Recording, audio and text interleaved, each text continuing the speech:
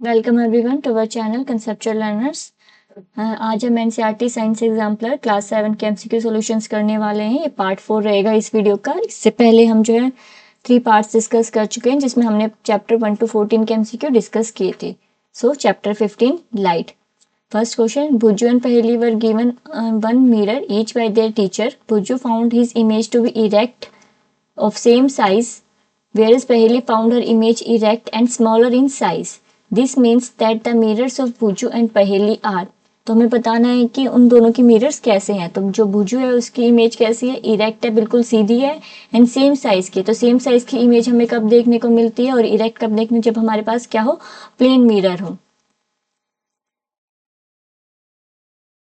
वहीं पे जो पहेली है उसकी इमेज इरेक्ट है लेकिन स्मॉलर है साइज में। तो ऐसी इमेज हमें कब देखने को मिलती है, जो हमारा कन्वेक्स मिरर होता है उसमें हमें ये इस टाइप की इमेज हमें देखने को मिलती है। तो यहाँ पे plane mirror and convex mirror, option जो 3C है हमारा, वो यहाँ पे करेक्ट रहेगा। Next, which of the following can be use to form a real image. इसमें से हम किसका यूज कर सकते हैं रियल इमेज बनाने के लिए। तो रियल इमेज जो है हमें कहाँ पे मिलती है, जो कॉन्केव मिरर होता है वो हमें रियल इमेज देता है। इसके अलावा जो कन्वेक्स लेंस होता है उसमें भी हमें जो रियल इमेज है वो देखने को मिलती है। रियल इमेज मीन्स जिसको हम स्क्रीन पर ऑब्टेन कर सकते हैं। तो यहाँ पे ऑप्शंस में हमारे पास है concave mirror only, plane mirror only, C convex mirror only, D both concave and convex mirror. तो यहाँ पे ओनली मिरर की बात हो रही है, तो इसमें ऑप्शन में हमारा कॉन्केव मिरर जो है वो करेक्ट रहेगा। सो ऑप्शन ए हमारा यहाँ पे करेक्ट रहेगा। Next, if an object is placed at a distance of 0.5 meter in front of a plane mirror, the distance between the object and the image formed by the mirror will be। अगर हम एक plane mirror लेते हैं और इसके आगे हमने 0.5 metre के डिस्टेंस पे एक ऑब्जेक्ट को प्लेस किया है, ये हमारा ऑब्जेक्ट है। तो हमें बताना है उसकी जो इमेज बनेगी वो कितनी डिस्टेंस पे बनेगी। तो जो हमारी इमेज होती है प्लेन मिरर में वो उतने ही सेम डिस्टेंस पर बनती है।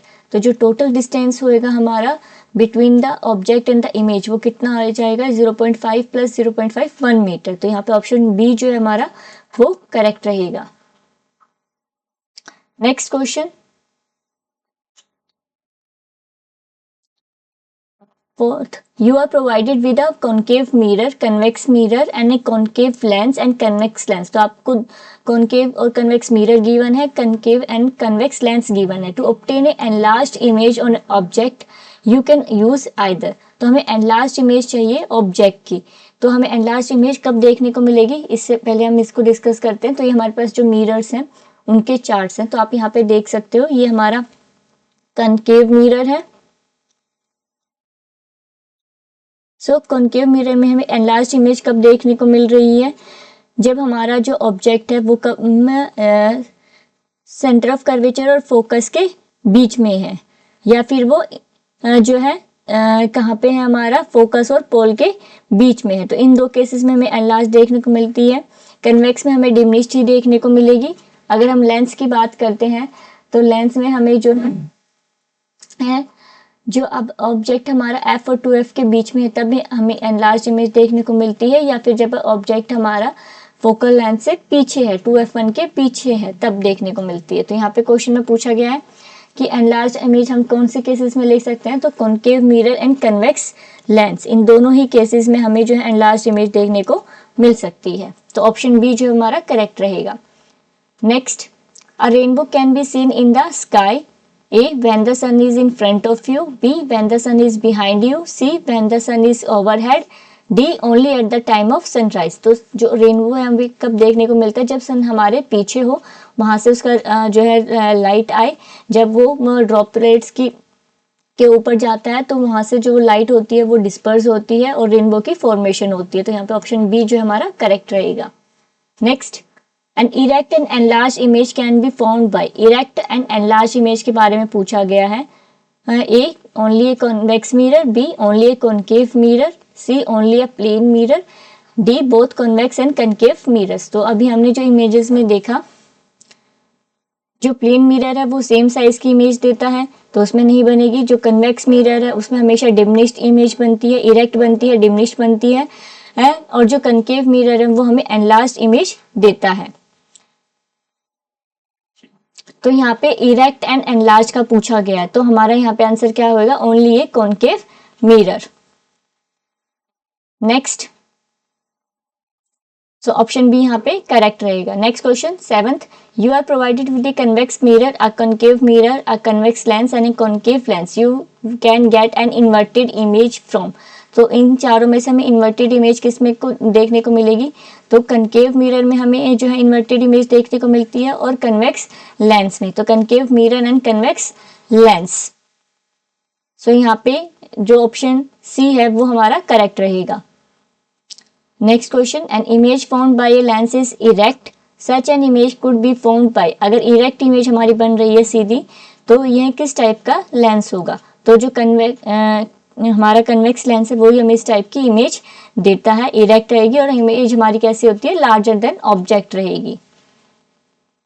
यहाँ पे आप इसमें देख सकते हो ये हमारा कन्वेक्स लेंस है, इसमें हमें इरेक्ट इमेज के बारे में पूछा गया है तो यहाँ पे हमारी ये इस केस में जो है हमारी इरेक्ट इमेज बनती है और ये लार्जर देन ऑब्जेक्ट है। बाकी सभी केसेस में रियल एंड इन्वर्टेड इमेज की फॉर्मेशन होती है। सो इरेक्ट इमेज कब बन रही है, कन्वेक्स लेंस में provide image is smaller than the object, concave lens provide image is smaller than the object, concave lens provide the image is larger than the object, and the concave lens provided the images of the same size। तो यहाँ पे erect image जो है हमें concave lens में भी देखने को मिलेगी लेकिन वो छोटी होगी, तो यहाँ पे बी जो ऑप्शन है हमारा वो करेक्ट रहेगा। कनकेव लेंस जो है इमेज देगा हमें इरेक्ट देगा और वो कैसी होगी, स्मॉलर देन द ऑब्जेक्ट। बाकी के जो ऑप्शन है वो करेक्ट नहीं है क्योंकि जो कन्वेक्स लेंस है उसमें हमारी इमेज इरेक्ट तो बनेगी लेकिन ज्यादा बड़ी बनती है ऑब्जेक्ट से, ये कोई भी ऑप्शन में नहीं है। Next question, chapter 16, water a precious resource. First question, which of the following does not show water shortage. इसमें से कौन सा हमें वाटर शॉर्टेज के बारे में नहीं बताता है। ए, टैप्स रनिंग ड्राई, इसमें वाटर शॉर्टेज की प्रॉब्लम आप देख सकते हो। Long queues for getting water, ये भी वाटर शॉर्टेज की प्रॉब्लम को शो कर रहा है। C, marches in protest for demand of water, ये भी इसको शो कर रहा है वाटर शॉर्टेज को। And D, a family gets 3 buckets of water per person per day, तो इसमें हमें कहीं पे भी वाटर शॉर्टेज की प्रॉब्लम दिखाई नहीं दे रही, तो यहाँ पे ऑप्शन डी हमारा करेक्ट रहेगा। Next, second question, seas and oceans are full of water on earth, however a very small percentage of water present on earth is available for us, this percentage is roughly। सो हमारे पास जो अर्थ का 70% जो surface है वो water से covered है लेकिन जो यूजेबल वाटर है जिसको हम यूज कर सकते हैं पीने के लिए वो बहुत कम है, तो उसका अमाउंट कितना है, 0.006%। तो यहाँ पे जो ऑप्शन ए है हमारा वो करेक्ट है। Third question, which of the following are not the liquid forms of water, liquid forms नहीं है वाटर के। सो फर्स्ट, स्नो, स्नो कैसी फॉर्म में है, सॉलिड फॉर्म है। लेक वाटर लिक्विड फॉर्म में आएगा, रिवर वाटर लिक्विड होता है। वाटर वेपर जो होता है ये गैसेस फॉर्म में ले सकते हो आप इसको। एंड फिफ्थ, आइस, ये सॉलिड फॉर्म में है, तो यहाँ पे लिक्विड फॉर्म में कौन सा नहीं है, स्नो एंड आइस, इसको भी हम लिक्विड में ही कंसीडर करेंगे वाटर वेपर को। तो first and 5 option, first 4 and 5, ए जो है हमारा वो करेक्ट रहेगा यहाँ पे।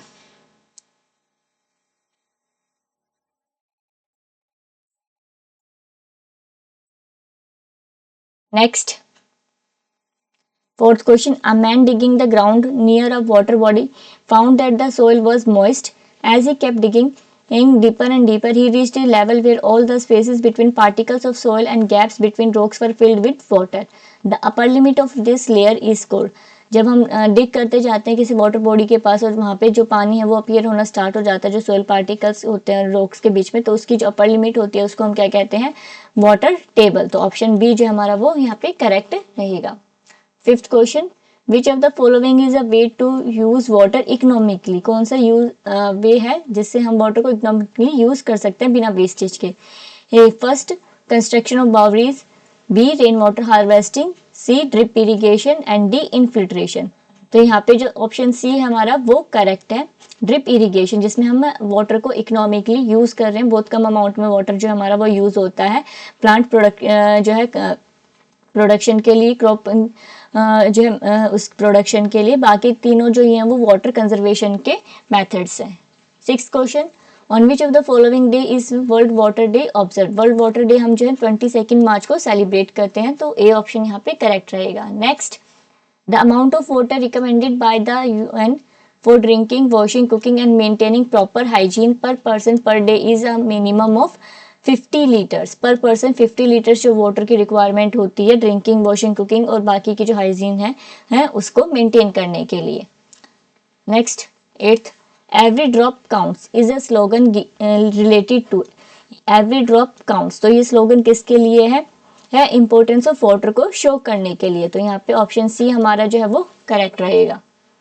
9th, water cycle does not involve which of the following. इसमें से कौन सा स्टेप वाटर साइकिल में नहीं आता है। ए इवोपरेशन, इसमें आप देखते हो जो सीज है, लेक्स है वहाँ पे इवोपरेशन की प्रोसेस होती है, वो उससे वाटर वेपर्स बनते हैं, वे बाद में वो जाके क्लाउड्स की फॉर्मेशन करते हैं। कंडेंसेशन ये भी होती है, वेपर्स जो कंडेंस होकर क्लाउड्स की फॉर्म लेते हैं। फॉर्मेशन ऑफ क्लाउड्स ये तो होती ही होती है। डी रेन वाटर हार्वेस्टिंग, ये स्टेप इन्वॉल्व नहीं है, तो यहाँ पे ऑप्शन डी जो है वो करेक्ट रहेगा क्योंकि इसमें डज नॉट इन्वॉल्व पूछा गया है। 10th, which of the following inhibits the seepage of rain water into ground. Inhibit करता है seepage of water, rain water को ग्राउंड में। अगर बारिश आती है और पक्का सरफेस है, वहाँ पे सीमेंटेड सरफेस है, तो जो रेन वाटर है वो ग्राउंड के अंदर नहीं जाएगा, इनहिबिट हो जाएगा। तो ऑप्शन ए जो हमारा ए पक्का फ्लोर जो है वो इनहिबिट करेगा। Playground, grass lawn and forest, तीनों ही जो है कच्चा फ्लोर है, वहाँ पे सोइल है, तो वहाँ पे वो इजिली सीप हो जाता है।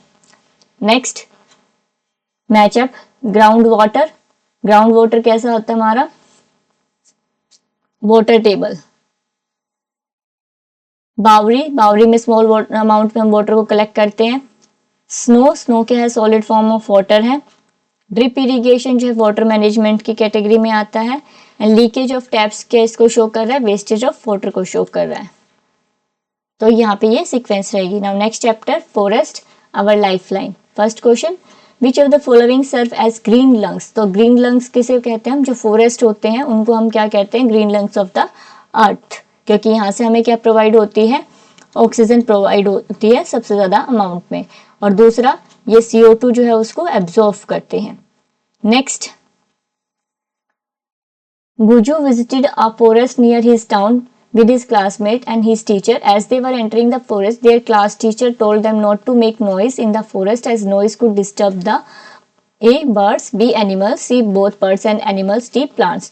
तो अगर हम किसी फॉरेस्ट वगैरह में जाते हैं और वहाँ पे शोर करते हैं तो वहाँ पे रहने वाले जो बर्ड्स और एनिमल्स है दोनों ही वहाँ पे वो डिस्टर्ब होते हैं। तो यहाँ पे ऑप्शन सी जो है वो करेक्ट रहेगा, both birds and animals. Third, which among the following forest animals is smallest. इनमें से कौन सा फॉरेस्ट एनिमल्स छोटा है साइज में। ऑप्शंस हैं फॉक्स, बोर, बाइसन, पॉर्क्यूपाइन। तो जहाँ पे ऑप्शन डी है पॉर्क्यूपाइन, ये इन तीनों चार ऑप्शन में से सबसे छोटा होता है। Fourth, which of the following has the strongest stem. Strongest stem इनमें से सब किसकी रहेगी, a tree, a creeper, a climber, a bush. तो इन चारों ऑप्शन में से जो ट्री है ऑप्शन ए, उसमें स्ट्रॉन्गेस्ट स्टेम होती है। क्रीपर और क्लाइंबर की बहुत वीक स्टेम होती है। बुश की भी इतनी ज्यादा हार्ड स्टेम नहीं होती है जितनी ट्री की होती है। तो ऑप्शन ए हमारा करेक्ट है यहाँ पे, tree. Fifth, which of the following is not prepared from the wood obtained from forest.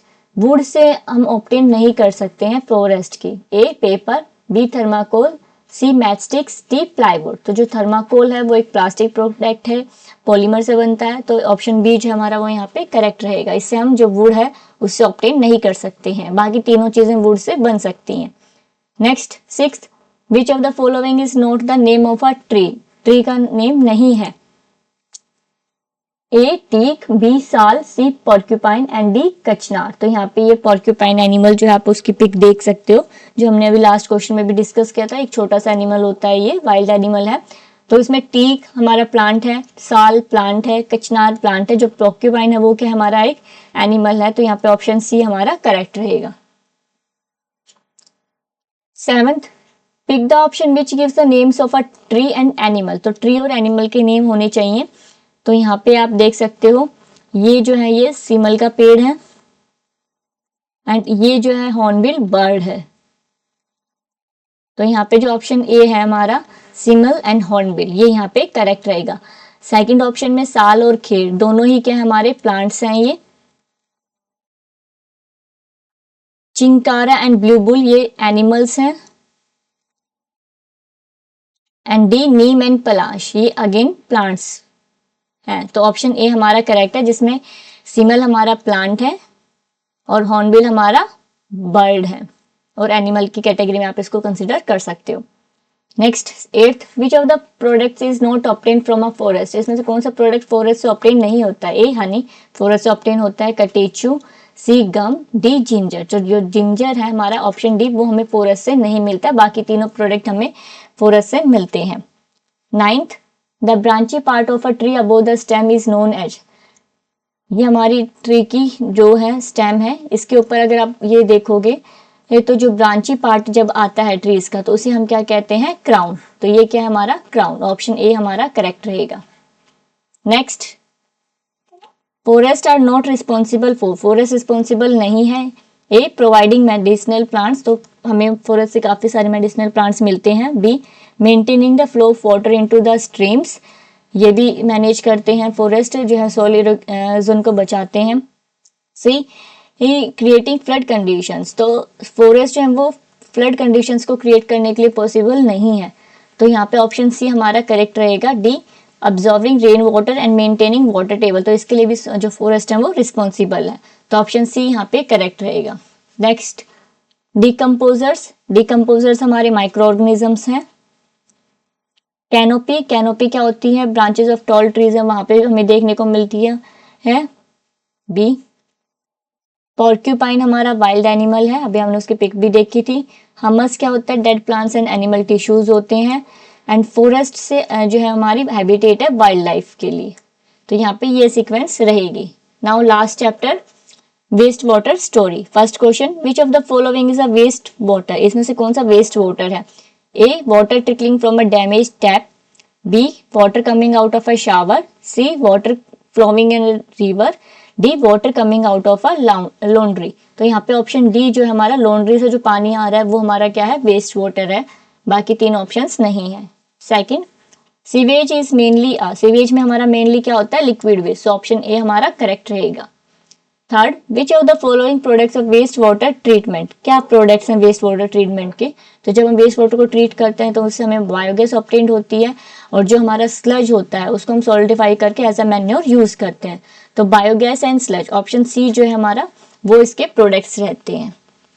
Fourth, open drain system is a breeding place for which of the following, open drain अगर हम drains को खुला छोड़ देते हैं उनको cover नहीं करते हैं तो वहाँ पे फ्लाइज ग्रो करती हैं, मॉस्किटोज ग्रो करते हैं, ऑर्गेनिज्म विच कोज डिजीज ये भी वहाँ पे ग्रो हो सकते हैं, तो ऑल ऑफ दिस, तो डी यहाँ पे करेक्ट ऑप्शन रहेगा। Fifth, water polluted by various human activities causes a number of waterborne disease, which of the following is not a waterborne disease, इसमें से कौन सी waterborne disease नहीं है, तो क्लोरा waterborne disease है, टाइफाइड waterborne disease है, asthma जो है waterborne disease नहीं है, ये एयरबोर्न डिजीज में आती है, डिसेंट्री waterborne disease, तो यहाँ पे ऑप्शन जी सी जो है हमारा वो करेक्ट रहेगा क्योंकि यहाँ पे नॉट अ waterborne disease पूछा गया है, तो ऑप्शन सी हमारा करेक्ट है। Sixth, pick from the following one chemical use to disinfect water, so एक केमिकल बताना जो वाटर को डिसइंफेक्ट करता है, तो ए क्लोरीन करता है, वॉशिंग सोडा, सिलिका, कोल इन तीनों में नहीं करता, तो ऑप्शन ए जो हमारा वो करेक्ट रहेगा। Seventh, the system of a network of pipes used for taking away waste water from homes और public buildings to the treatment plant is known as, so जो नेटवर्क होता है पाइप्स का जो कि वेस्ट वाटर को घरों से बिल्डिंग से ट्रीटमेंट प्लांट तक लेके जाते हैं उन्हें हम क्या कहते हैं, सीवर्स, तो ए ऑप्शन हमारा करेक्ट रहेगा। Eighth, which of the following is part of inorganic impurities of sewage, inorganic impurities में हमारे क्या आते हैं, जो फॉस्फेट्स एंड नाइट्रेट्स हैं, पेस्टिसाइड्स, यूरिया, वेजिटेबल वेट्स, ये सारे क्या हमारे ऑर्गेनिक इम्प्योरिटीज है, कार्बन जो कंपाउंड्स हैं वो इनमें होते हैं। Ninth, in a filtration plant water is filtered using layers, किसकी लेयर्स का यूज करके वाटर को फिल्टर किया जाता है फिल्ट्रेशन प्लांट में? तो sand, fine gravel and medium gravel जो है, इन तीनों का ही हम यूज करते हैं उसको फिल्टर करने के लिए। तो ऑप्शन डी हमारा करेक्ट रहेगा। Now last question, which of the following is not a source of waste water? Waste water का सोर्स नहीं है। सीवर्स हैं, होम्स, इंडस्ट्रीज एंड हॉस्पिटल। तो होम्स, इंडस्ट्रीज एंड हॉस्पिटल तीनों ही सोर्स हैं। सीवर्स में करेक्ट होके आते हैं, तो ऑप्शन ए जो हमारा वो करेक्ट रहेगा। मैचअप, इनऑर्गेनिक इम्प्योरिटीज में अभी डिस्कस किया था, नाइट्रेट्स एंड फॉस्फेट्स आते हैं। ऑर्गेनिक में हमारा आता है पेस्टिसाइड्स एंड हर्बिसाइड्स। न्यूट्रिएंट्स में phosphorus and nitrogen. And bacteria, cholera and typhoid. ये डिजीज कौन कोज करते हैं? वाइब्रोक्लोरे एंड माइकोबैक्टीरियम टाइफाई, ये दोनों बैक्टीरिया हैं जो इन दोनों डिजीज को कोज करते हैं। तो इसी के साथ हमारी जो क्लास 7 की एग्जाम्पलर है वो खत्म होती है। आई होप आप वीडियो को लाइक करेंगे, शेयर करेंगे, इससे पहले वाली वीडियोस को भी देखेंगे। Thank you.